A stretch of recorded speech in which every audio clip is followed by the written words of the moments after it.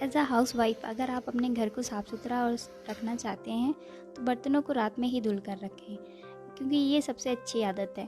और ये आदत मैंने अपनी माँ से सीखी है। मेरी मम्मी अक्सर रात में सारे बर्तनों को साफ़ करके ही रखती थी और फिर सोने के लिए जाती थी। तो जो चीज़ मैंने बचपन से देखी हैं वो चीज़ें मैं भी फॉलो कर रही हूँ। मैं खाने के बाद सारे बर्तनों को धुल कर ही रखती, सुबह के लिए कोई भी जूठा बर्तन नहीं छोड़ती हूँ। अब क्लीनिंग के लिए मैंने एक स्प्रे बॉटल में वाइट विनेगर लिया है और उसमें थोड़ा सा लिक्विड डिटर्जेंट या डिश वॉशर जेल को मिक्स कर लिया और थोड़ा सा लेमन मिक्स कर दिया है। तो मैं उसी से ये अपना हॉब क्लीन करती हूँ, जिससे कि इसमें ऑयल वगैरह के जो स्पॉट्स रहते हैं वो अच्छे से क्लीन हो जाए। और उसी से ये वॉल पे जो टाइल्स हैं इनको भी क्लीन करती हूँ। तो यहाँ जब आप खाना बनाते हैं तो अक्सर देखते हैं थोड़ा बहुत ऑयल है वो वॉल पे लग जाता है, तो उसके स्पॉट रह जाते हैं, तो मैं साथ में इनको भी क्लीन करती हूँ। बर्नर वैसे तो मैं डेली साफ़ नहीं करती हूँ, लेकिन ये बहुत दिन से गंदे हो गए थे, तो मैंने एक छोटे से बाउल में, एक प्लास्टिक बाउल में थोड़ा सा हार्पिक लिया है। हार्पिक ये मैं एक बॉटल अपने किचन में रखती हूँ। ये टॉयलेट वाला नहीं है जो टॉयलेट में यूज़ करने के बाद मैं किचन में लाई। पर्सनली मैंने ये किचन के यूज़ के लिए ही रखा हुआ है। तो उसका थोड़ा सा लेके एक बाउल में मिक्स कर लिया और सारे बर्नर्स को उसमें कुछ देर के लिए डाल दिया था। फिर उसको 15 से 20 मिनट के बाद उसको निकाल के उसको स्क्रब करके साफ़ किया है, तो कुछ देर बाद देखा कि वो अच्छे से साफ़ हो गए थे।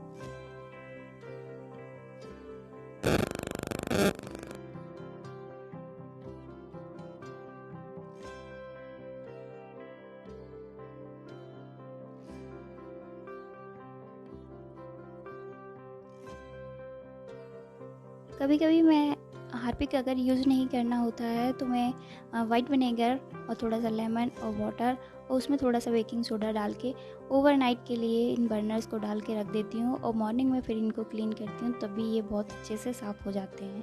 तो अगर आप चाहे तो इस टिप्स को या फॉलो कर सकते हैं। आप भी ऐसे ओवरनाइट के लिए वाइट विनेगर और वाटर और लेमन का जो मिक्सचर है उसको तैयार करिए और फिर ओवरनाइट में इसको डाल दीजिए और मॉर्निंग थोड़ा सा स्क्रब करके क्लीन करेंगे तो बर्नर आपके बिल्कुल से क्लीन हो जाएंगे।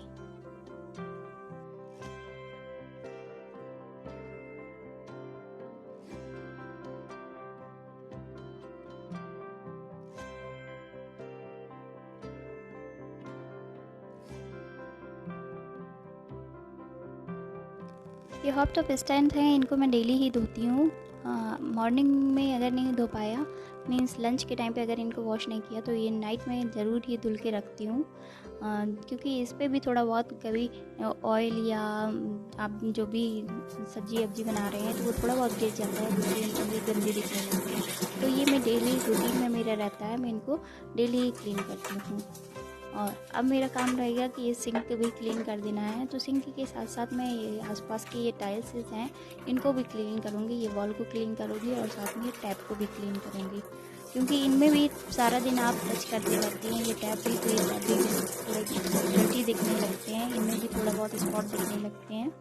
और मॉर्निंग में अगर आप जब बर्तन वर्तन धो रहे हैं तो ये आसपास की जो टाइल्स हैं इनमें भी थोड़ा बहुत कुछ लग जाता है, तो मैं नाइट में इनको अच्छे से क्लीन कर देती हूँ। और दूसरा काम मेरे लिए ये भी अच्छा रहता है कि मैं नाइट में जब ये सिंक को वॉश कर देती हूँ तो मॉर्निंग में जो भगवान के जो बर्तन धोने होते हैं तो मुझे सिंक बिल्कुल से फ्रेश अच्छा साफ़ सुथरा दिखता है और मैं आराम से यहाँ भगवान के बर्तन भी धो देती हूँ।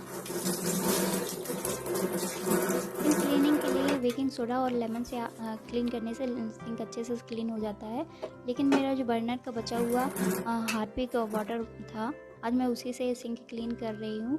तो उसके लिए मैंने एक हाथ में ग्लव्स डाल लिया था, क्योंकि ये हार्पिक थोड़ा हार्ड रहता है और हाथ कटने के चांसेस रहते हैं, इसलिए मैंने जो वाटर बचा था उसी से इसको क्लीन कर दिया। और साथ में जो मैं स्पॉन्ज स्टील वाला स्क्रबर है उसको वॉश करके रख दिया है। और साथ में ये वाइट कलर का जो आप देख रहे थे, ये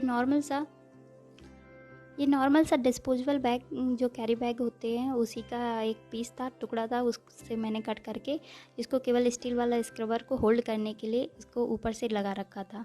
अब सिंक धोने के बाद मैं इसको डस्टबिन में डाल दूँगी, तो इसको वापस यूज़ नहीं करूँगी। जब भी सिंक क्लीन करनी होती है तो मैं अपने जो बर्तन वाले स्क्रबर है उसका यूज़ नहीं करती। सिंक के लिए इस टाइप का ही या प्लास्टिक बैग आते हैं, पॉली बैग, उनका यूज़ करके फिर उनको थ्रो कर देती हूँ। तो इस तरीके से जो मेरा बर्तन वाला स्क्रबर है वो भी अलग रहता है।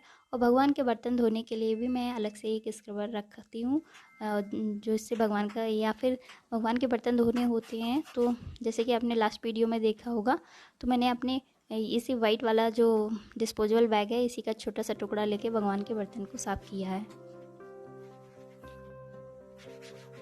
सिंक के बाद मैंने सारे किचन की जो टाइल्स हैं उनको क्लीन कर दिया है।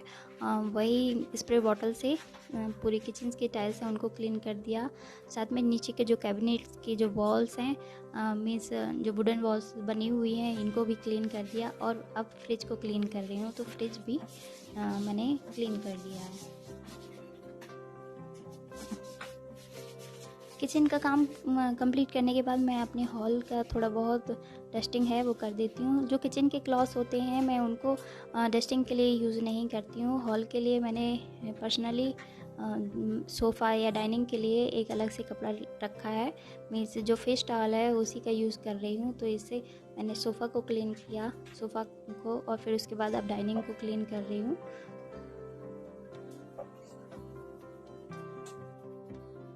बहुत से लोग ये भी कहते हैं कि रात में डस्टिंग या झाड़ू का काम नहीं करना चाहिए, ये शुभ नहीं होता है।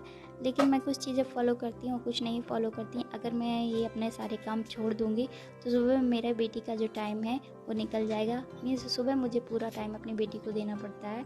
और अगर मैं ये डस्टिंग वगैरह नाइट में करके नहीं छोड़ूंगी तो ये मेरे सारे काम सुबह के लिए पेंडिंग रह जाएंगे। तो मैं यही करती हूँ कि जो भी एक काम है वो सारे रात में ही निपटा लेती हूँ, कि सुबह के लिए मेरे पास कुछ ना बचे और सुबह मैं अपना पूरा टाइम अपनी बेटी को दे सकूँ।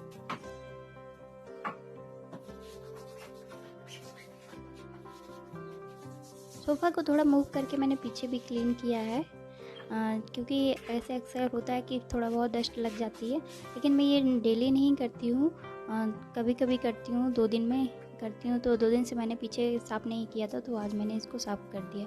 और साफ़ करने के बाद अब मेरा काम रहेगा झाड़ू लगाना। तो मैं रूम में झाड़ू नहीं करूँगी, ये हॉल ही गंदा दिख रहा है। मीन्स यहाँ पे क्यारा ने कुछ खाया पिया तो वो सारा गिराया है, और वो यहाँ खेलती भी रही है, तो कुछ पेपर्स वगैरह भी डले हुए हैं। तो मैं यहाँ झाड़ू लगा के यहाँ क्लीन कर दूँगी।